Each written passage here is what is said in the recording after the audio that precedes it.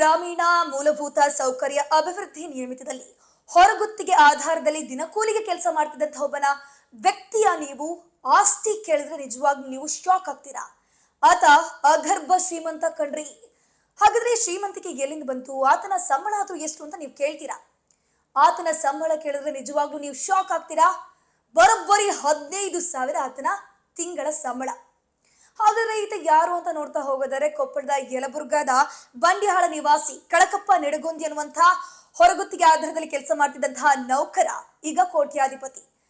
ಈತನಿಗೆ ಸ್ವತಃ KRIDL ಅಧಿಕಾರಿಗಳೇ ಶಾಕ್ ಆಗಿ ಈತನ ಮೇಲೆ ಒಂದು ಲೋಕಾಯುಕ್ತ ಅಧಿಕಾರಿಗಳಿಗೆ ಕಂಪ್ಲೇಂಟ್ ಅನ್ನ ಮಾಡ್ತಾರೆ.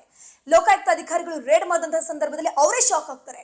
ಬಿಕಾಸ್ ಆತನ ಬಳಿ ಇದ್ದಂಥದ್ದು 24 ಸ್ವಂತ ಮನೆ, 6 ಸ್ವಂತ ಫ್ಲಾಟ್ಗಳು, ಕೋಟಿಗಟ್ಟಲೆ ಬೆಲೆ ಬಾಳುವಂತಹ ಆಸ್ತಿ ಪಾಸ್ತಿಗಳು, ಕೋಟ್ಯಾನುಗಟ್ಟಲೆ ಬೆಲೆ ಬಾಳುವಂತಹ ಬಂಗಾರ, ಚಿನ್ನ, ಬೆಳ್ಳಿ ಎಲ್ಲವೂ ಕೂಡ ಪತ್ತೆಯಾಗಿದೆ.